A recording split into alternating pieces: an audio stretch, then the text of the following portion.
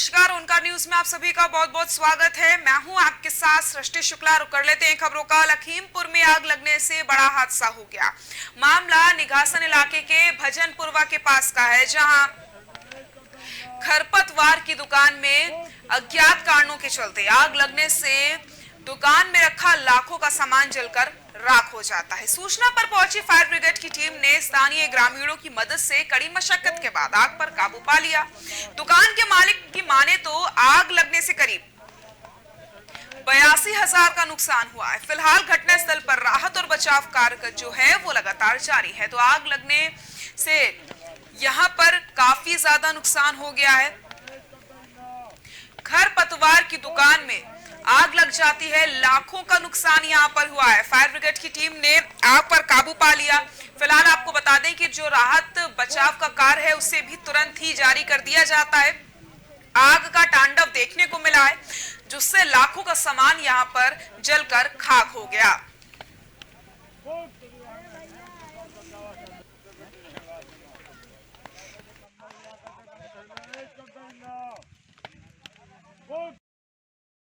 से जहां पर पुलिस को बड़ी कामयाबी हाथ लगी। मामला जिले के रुपईडीहा का है, जहां सघन तलाशी के दौरान सीमा सुरक्षा बल और पुलिस की टीम ने 4 अंतर्राष्ट्रीय तस्करों को हिरासत में लिया। साथ ही आरोपियों के पास से पुलिस ने 435 ग्राम अवैध स्मैक बरामद की, जिसकी कीमत अंतर्राष्ट्रीय मार्केट में 2.17 करोड़ से ज्यादा बताई जा रही है।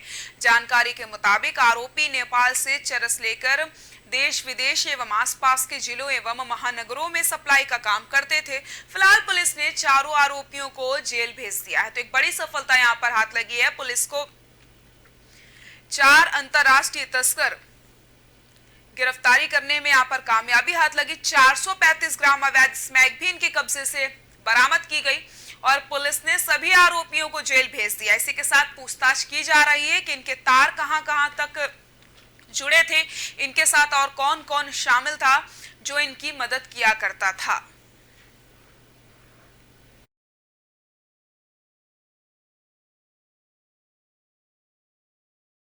वर्मा की मां के आकस्मिक निधन पर शोक संवेदना व्यक्त करने पहुंचे लोक निर्माण मंत्री जितिन प्रसाद।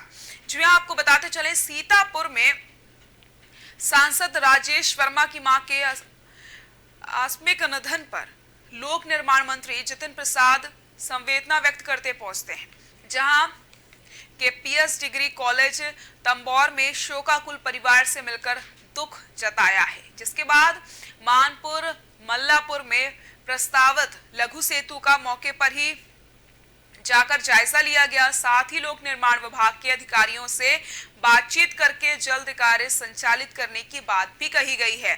तो सांसद राजेश वर्मा की मां का निधन हुआ था, जिसके बाद शोक संवेदना के लिए मंत्री जितिन प्रसाद मौके पर पहुंचते हैं। शोकाकुल परिवार से मिलकर उन्होंने दुख भी जताया है। लघु सेतु का मौके पर ही जाकर जायजा भी उन्होंने लिया है।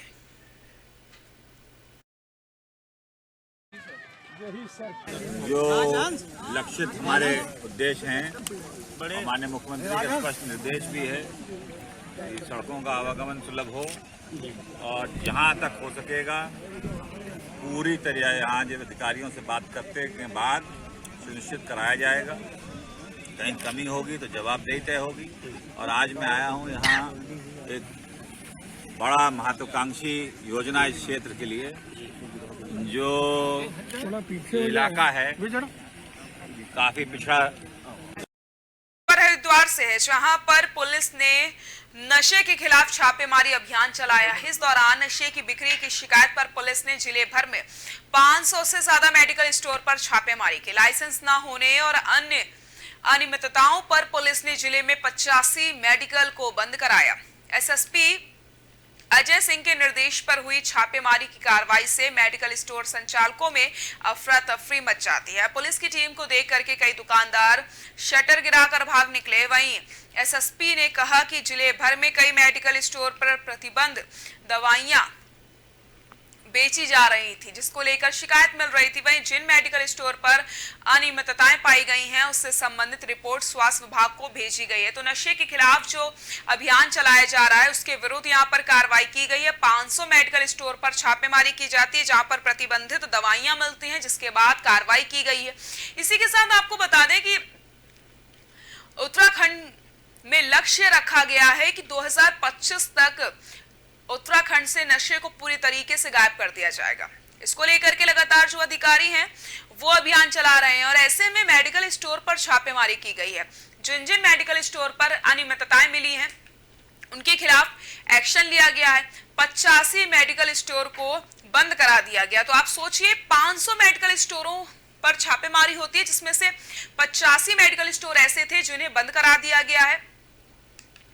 और जैसे ही टीम पहुंचती है छापेमारी करने के लिए तो जो दुकानदार हैं वो शटर गिराकर वहां से भाग निकलते हैं, यानी कि हड़कंप मच जाता है। तो आपको बताते चले जो भी चोरी कर रहे थे वो तो रफू चक्कर हो जाते हैं शटर गिरा करके, क्योंकि उन्हें पता था कि वो गलत दवाइयां बेच रहे हैं। जो दवाइयां प्रतिबंधित है उन दवाइयों को वो लोगों को दे रहे हैं जिससे उन्हें वो नशा कराने को लेकर के भी मदद कर रहे हैं। तो ऐसे में जो प्रतिबंधित दवाइयां हैं वो लगातार बेची जा रही थी, जिसकी शिकायतें यहाँ पर अधिकारियों को मिल रही थी और एक बड़ा एक्शन लेते हुए यहाँ पर एक बड़ी कार्रवाई अमल में लाई जाती है। 500 मेडिकल स्टोरों में छापेमारी की जाती है।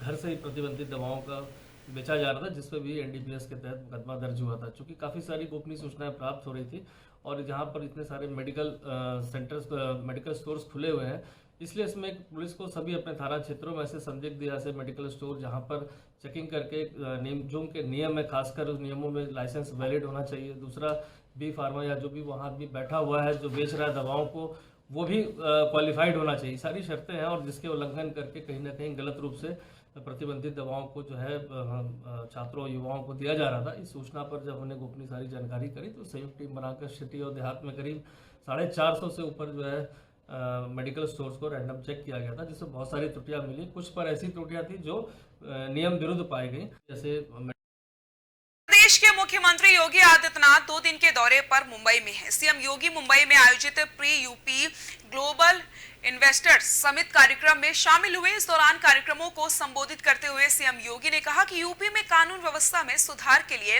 पारदर्शिता लाई गई है। यूपी में भूमाफियाओं पर सख्ती की कार्रवाई की गई है। इसके अलावा सीएम योगी ने कहा कि हमने हर क्षेत्र में काम किया है और बिना भेदभाव के हर तबके को उसका लाभ दिया है। कोई नहीं कह सकता कि हमने भेदभाव किया है।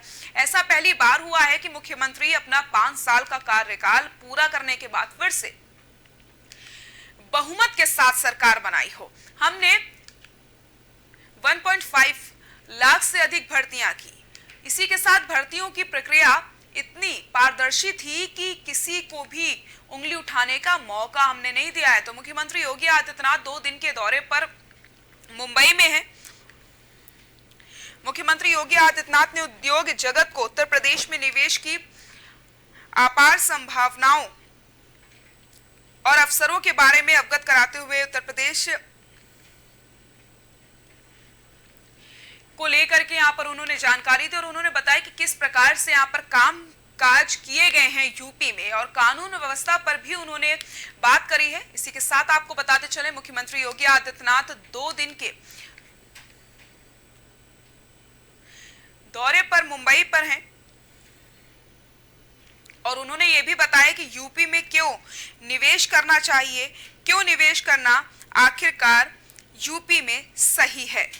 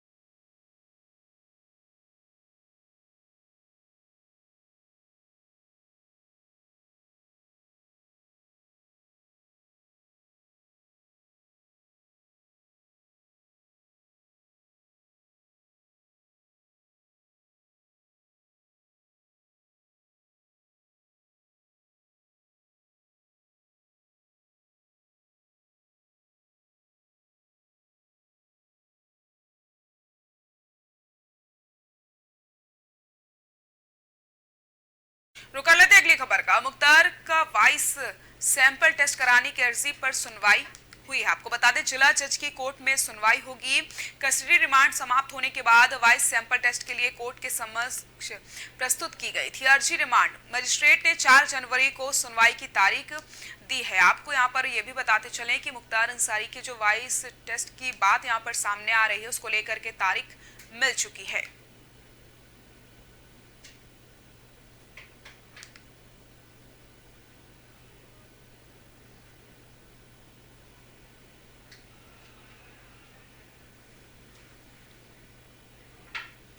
प्रसिद्ध बिकरू कांड में आरोपी खुशी दुबे को सर्वोच्च न्यायालय से जमानत मिल चुकी है। 29 महीने से कानपुर देहात कारागार में बंद चल रही थी खुशी दुबे। आपको बता दें 3 जजों की बेंच में सुनवाई के दौरान खुशी दुबे को जमानत दी गई है। तीखी चर्चा के बाद 3 जजों की बेंच पर खुशी दुबे की जमानत मंजूर हुई है।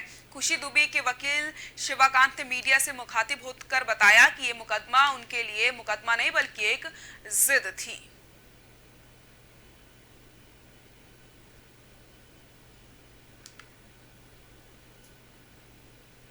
खुशी महसूस हुई।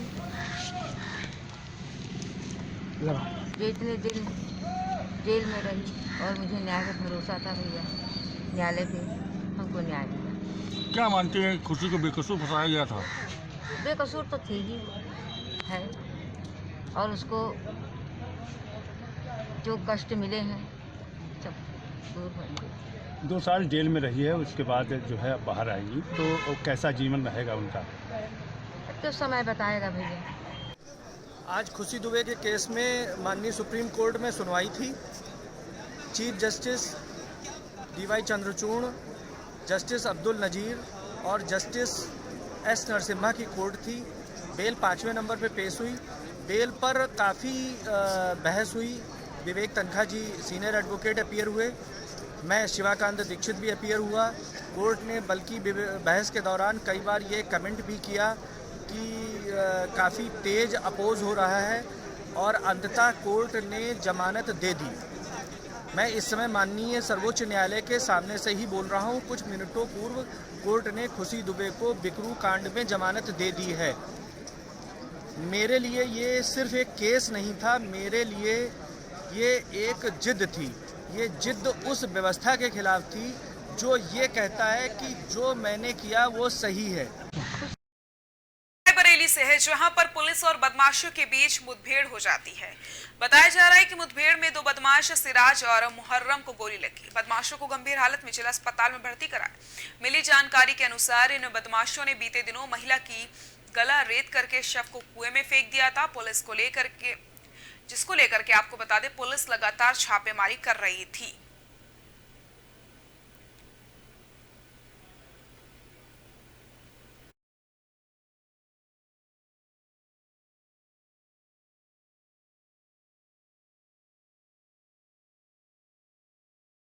चंदौली में एक नाबालिग किशोरी के साथ दुष्कर्म का मामला सामने आया है। किशोरी को अगवा करके गांव के ही दबंग युवकों ने दुष्कर्म किया है। युवकों ने किशोरी के साथ मारपीट के बाद दुष्कर्म किया। वहीं आरोपियों ने किसी को बताने पर जान से मारने की धमकी दी थी। पीड़िता के परिजनों ने पुलिस को लिखित तहरीर दी है और पुलिस तहरीर के आधार पर कार्रवाई में जुटी हुई है।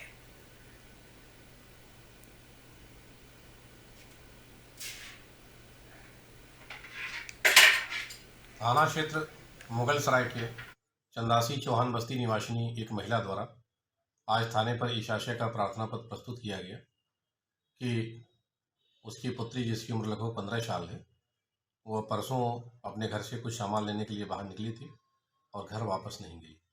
ये घर वाले उसकी तलाश करते रहे और कल 3 जनवरी को उसकी लड़की भीम चौहान के घर से बरामद की गई।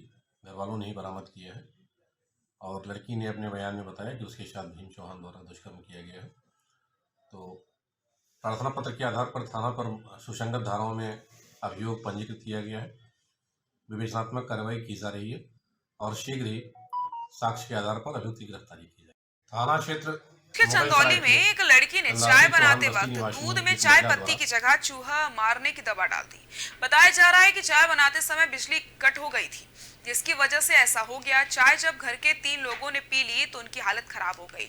उन्हें गंभीर हालत में आनन फानन में जिला अस्पताल में भर्ती कराया गया, जहां उनका इलाज जारी है। दरअसल चंदौली स्थित काशीराम आवास योजना में राजधानी कुमार नाम के एक शख्स का परिवार रहता है। मंगलवार शाम 7 बजे राजधानी कुमार की बेटी चाय बना रही थी। बताया जा रहा है कि चूल्हे पर दूध और पानी खौल रहा था, इसी समय बिजली चली गई। इसके बाद किचन में चाय पत्ती के पाउच के पास ही चूहा मारने की दवा रखी थी। चाय बना रही लड़की ने चाय पत्ती समझकर चूहे मारने वाली दवा खौलते हुए दूध में डाल दी, जिसके बाद परिवार वालों की हालत बिगड़ गई। जी हाँ, आपको बता दें कि एक अजीबोगरीब मामला सामने आया है, जहां पर चाय की पत्ती की जगह चूहे मारने वाली दवा डाल दी जाती है, जिसके बाद परिवार में जिसने वो चाय पी उसकी हालत खराब हो गई। कहा जा रहा है कि बत्ती गुल हो गई थी, जिसकी वजह से लड़की जो चाय बना रही थी उसे नजर नहीं आया कि वो चाय की पत्ती डाल रही है या फिर वो चूहे मारने की दवा डाल रही है। तो हैरान कर देने वाला मामला ये सामने आया है, जहां पर एक लड़की अपने परिवार वालों के लिए चाय बना रही थी और अचानक से बिजली कट हो जाती है, अंधेरा हो जाता है और अंधेरे में उसे ये समझ नहीं आया कि उसने चाय की पत्ती डाली है या फिर चूहे मारने की दवा डाली है। और 3 लोगों की हालत बेहद नाजुक बनी हुई है, उन्हें अस्पताल में भर्ती कराया गया है। फिलहाल जांच पड़ताल की जा रही है। कल जो हमारे पास 9 बजे के आसपास रात में 3 लोग आए थे, पिता 2 पुत्र थे, और उन लोगों ने पढ़ाई अच्छे से नहीं की, उनको जानकारी नहीं थी, ज्ञान नहीं था, और उन लोगों ने चाय समझकर चूहे मारने वाली दवा थी उसको चाय में डाल दिए और डाल के उसको पी लिए। जब उन लोगों की हालत गंभीर, इसमें कितने लोग चाय पिए थे? 3 लोग पिए थे। अब क्या हालत कैसी है? अब हम हमारे यहाँ आए तो उसमें हालत ठीक नहीं थी, मैंने अपने यहाँ भर्ती करके इलाज कर रहा हूँ, पहले से बेहतर है। बहराइच में भ्रष्टाचार का मामला सामने आया। मामला जरवल विकासखंड के ग्राम पंचायत जरवल देहात का है, जहां लोकपाल की जांच में ग्राम प्रधान और सचिव की मिलीभगत से किए गए लाखों रुपए के घोटाले की पोल दर परत खुलने लगी है। पुरानी सड़क पर मिट्टी पटाई दिखाकर लाखों रुपए का भुगतान कराने का मामला सामने आया। नाली निर्माण में भी रास्ते उखाड़े गए और खड़ंजे की पुरानी ईंट का इस्तेमाल किया गया। आपको बता दें कि विकास कार्यों में अनियमितता की शिकायत गांव निवासी रहूफ ने मनरेगा लोकपाल से की थी। वहीं शिकायत पर मनरेगा लोकपाल उमेश तिवारी ने पहुंचकर बिंदुवार जांच शुरू कर दी। लोकपाल की जांच में लखनऊ बहराइच मार्ग से चकपुरवा रोड तक सड़क पर मिट्टी पटाई कार्य नहीं मिला है, लेकिन प्रधान और सेक्रेटरी की मिली भगत से सड़क पर मिट्टी पटाई कार्य दिखाकर फर्जी बाउचर लगाकर भुगतान कर लिया गया। ग्राम पंचायत के नाली निर्माण में अधूरी नाली बनाकर सारी धनराशि का भुगतान कर लिया गया। इतना ही नहीं, नाली निर्माण में ग्राम पंचायत में लगे खरंजे की पुरानी ईंटें उखाड़कर नीचे नींव में लगा करके नई ईंट का भुगतान कर लिया जाता है। साथ ही साथ लखनऊ बहराइच हाईवे से ग्रामीणों के खेत तक 120 मीटर सड़क पर मिट्टी पटाई दिखाकर भी पैसा निकाल लिया गया। वहीं लोकपाल ने ग्रामीणों को आश्वासन दिया है कि अभिलेखों का मिलान कराने के बाद ही नियम अनुसार कार्रवाई की जाएगी। तो आपको बताते चले, यहाँ पर लोकपाल की जांच में अनियमितताएं मिली हैं। बिना मिट्टी पटाई के ही पैसा निकाल लिया जाता है। देखिए, विकास तो दिखा दिया जाता है कागजों में, लेकिन जब असली तस्वीरें हमने देखी तब पता चला कि आखिरकार जो भी पैसा निकाला गया था वो पैसे किसी विकास कार्य में नहीं लगे थे, सड़क बनाने में नहीं लगे थे, वो पैसा अधिकारियों की जेबों में चला गया था, यानी कि उन पैसों को डकार लिया गया था।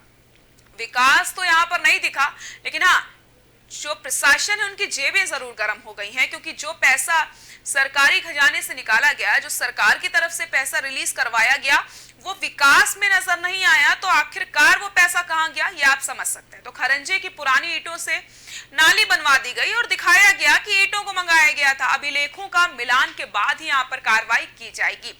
तो एक बड़ी लापरवाही सामने आई है, जहां पर आपको बताते चले, विकास के नाम पर बहुत बड़ी धोखाधड़ी का मामला सामने आया। यहाँ पर जो अधिकारी हैं उनकी मिली भगत से ये सारा खेल हुआ और बिना विकास के ही पैसे को रिलीज करवा लिया जाता है और बंदरबाट किया जाता है।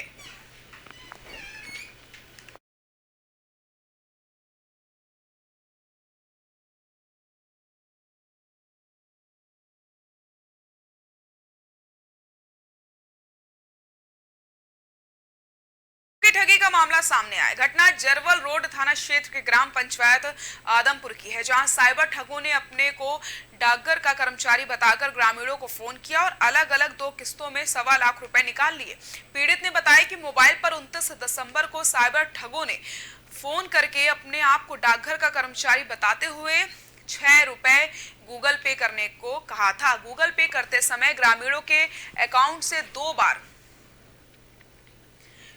यहाँ पर पैसे निकाल लिए गए। मोबाइल पर पैसा निकालने का अलग अलग मैसेज आने पर पीड़ित को धोखाधड़ी का एहसास हुआ। फिलहाल पुलिस ने पीड़ित की तहरीर पर धोखाधड़ी और आईटी एक्ट में मुकदमा दर्ज करके जांच शुरू कर दी है। तो लाखों की ठगी का ये पूरा मामला आपको बता रहे हैं। 2 किस्तों में निकाले गए 1.25 लाख रुपए। साइबर ठगों ने खुद को डाक कर्मी बताया और उसके बाद ठगी की वारदात को अंजाम दिया। फिलहाल मामले की जांच पड़ताल यहाँ पर पुलिस की तरफ से की जा रही है।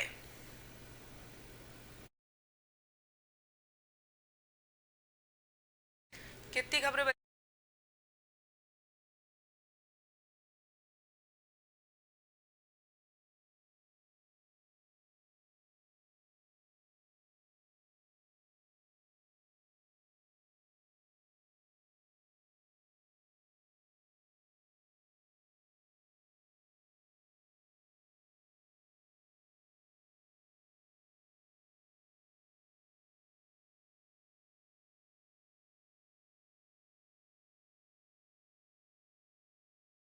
खबर बदायूं से है, जहां पर पुलिस महानिरीक्षक डॉक्टर राकेश सिंह ने शिरकत की। वहीं गोष्ठी के बाद सड़क सुरक्षा माह के तहत पर्याप्त पुलिस बल के साथ डीएम चौराहे से सड़क सुरक्षा रैली को हरी झंडी दिखाकर रवाना किया गया, जिसमें सभी पुलिसकर्मियों के जरिए 2 पहिया वाहन पर हेलमेट लगा करके समस्त पीआरवी और 4 पहिया वाहनों की रैली निकाल करके लोगों को यातायात के नियमों का पालन कराने हेतु जागरूक किया गया। इस मौके पर प्रशासनिक लोग भी मौजूद रहे। तो आपको बता दें, सड़क सुरक्षा गोष्ठी का आयोजन होता है। पुलिस महानिरीक्षक ने भी शिरकत की। सड़क सुरक्षा रैली को हरी झंडी यहाँ पर दिखाई गई। मौके पर प्रशासनिक लोग भी मौजूद रहते हैं। लोगों को यहाँ पर जागरूक किया जाता है कि सड़क सुरक्षा के नियमों का किस प्रकार से आपको पालन करना है।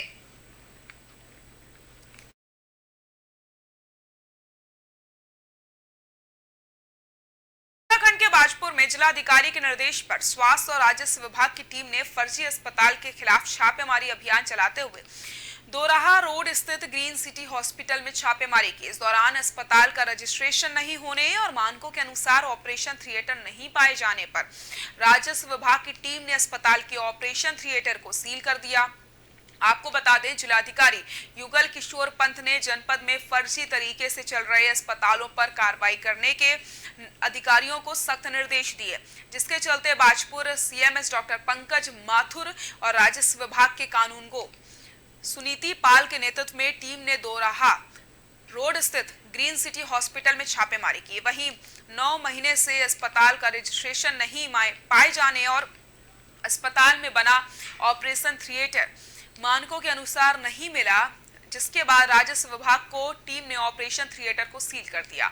साथ ही स्वास्थ्य विभाग की टीम ने एक दिन में अस्पताल का रजिस्ट्रेशन उपलब्ध करवाने और अस्पताल में मौजूद मरीजों को अन्य अस्पतालों में भर्ती करवाने के निर्देश भी दिए हैं। साथ ही स्वास्थ्य विभाग की टीम ने एक दिन में रजिस्ट्रेशन नहीं उपलब्ध करवाने पर अस्पताल को सील करने की चेतावनी दे दी है। इस दौरान सीएमएस डॉक्टर पंकज माथुर ने बताया कि जिलाधिकारी के निर्देश पर कार्रवाई अमल में लाई गई है और ये कार्रवाई आगे भी जारी रहेगी। तो आपको बता दें कि बिना रजिस्ट्रेशन के अस्पताल यहां पर चल रहा था। स्वास्थ्य विभाग ने अभियान चलाया, फर्जी अस्पताल के खिलाफ छापेमारी की गई और ऑपरेशन थिएटर को भी सील कर दिया गया। अस्पताल के प्रबंधक को दिशा निर्देश दिए गए और 24 घंटे के अंदर ही यहां पर रजिस्ट्रेशन उपलब्ध करवाने की बात कही गई है।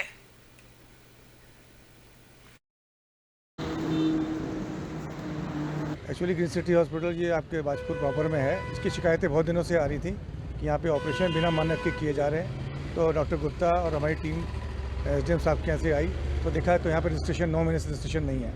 मैंने अप्लाई कर रखा लेकिन 9 महीने से रजिस्ट्रेशन नहीं है। 3 मरीजों को ऑपरेशन किया गया है, कोई डॉक्टर नहीं था। नंबर 2 कूड़े का है, लेकिन इनकी ओटी जो है ऑपरेशन थिएटर जहाँ पे ऑपरेशन करते शल्य क्रिया होती है वो मानक के हिसाब से नहीं है। फिलहाल हमने ओटी इनकी सील कर दी है और जो 3 मरीज लेटे हुए हैं इन्होंने कहा कि कल मरीज हम वो शिफ्ट कर देंगे नज़दीक के रिकॉग्नाइज्ड हॉस्पिटल में और अगर रजिस्ट्रेशन कल तक नहीं लाते हैं तो कल इसको सील कर देंगे। एक्चुअली ग्रीन देहरादून सिटी में हॉस्पिटल उत्तराखंड ये के आपके पूर्व बाजपुर प्रॉपर में मुख्यमंत्री है। त्रिवेंद्र इसकी सिंह शिकायत रावत को सुप्रीम कोर्ट से बड़ी राहत मिली है। त्रिवेंद्र सिंह रावत के खिलाफ भ्रष्टाचार की जांच केंद्रीय जांच ब्यूरो सीबीआई से कराने के आदेश पर उच्चतम न्यायालय के फैसला सुनाया गया है। सीबीआई जांच के निर्णय को सुप्रीम कोर्ट ने रद्द कर दिया। आपको बता दें कि उत्तराखंड के पूर्व मुख्यमंत्री त्रिवेंद्र सिंह रावत पर खानपुर के विधायक और तथा कथित पत्रकार उमेश शर्मा ने रिश्वत लेने के आरोप लगाए थे, जिसके बाद हाईकोर्ट के तत्कालीन जज रविंद्र मैठाणी ने सीबीआई को इस मामले में एफआईआर दर्ज करके जांच के निर्देश दिए। हाईकोर्ट के इसी फैसले के खिलाफ उत्तराखंड के पूर्व सीएम ने सुप्रीम कोर्ट का रुख किया था, जिस पर सुप्रीम कोर्ट ने बड़ा फैसला सुनाते हुए सीबीआई जांच के निर्णय को रद्द कर दिया। इसके अलावा पत्रकार उमेश कुमार पर राष्ट्रीय द्रोह की राज्य सरकार की एसएलपी सुनवाई जारी कर दी। दरअसल पत्रकार ने पूर्व मुख्यमंत्री त्रिवेंद्र सिंह रावत पर आरोप लगाया था कि 2016 में जब त्रिवेंद्र सिंह रावत बीजेपी के झारखंड प्रभारी थे, तब उन्होंने एक व्यक्ति को गौ सेवा आयोग का अध्यक्ष बनाने के लिए रिश्वत ली थी। तो त्रिवेंद्र सिंह रावत को सुप्रीम कोर्ट से बड़ी राहत मिली है। सीबीआई जांच के फैसले को कोर्ट ने रद्द कर दिया है। पत्रकार ने यहां पर रिश्वत लेने का आरोप लगाया था।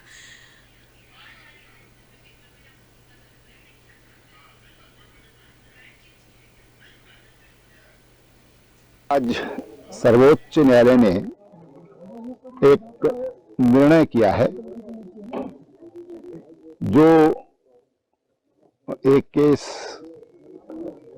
सुप्रीम कोर्ट में चल रहा था, तो सबसे पहले मैं सुप्रीम कोर्ट के विद्वान न्यायाधीशों का बहुत बहुत धन्यवाद करता हूं और धन्यवाद करना चाहूंगा तमाम अधिवक्ताओं का जिन्होंने इस केस में मेरी ओर से पैरवी की है। सर्वोच्च न्यायालय का जो निर्णय है, एक तरह से उन्होंने उत्तराखंड हाई कोर्ट को फटकार लगाई है। खबरों में फिलहाल के लिए इतना ही। देखते रहिए ओनकार न्यूज़। नमस्कार।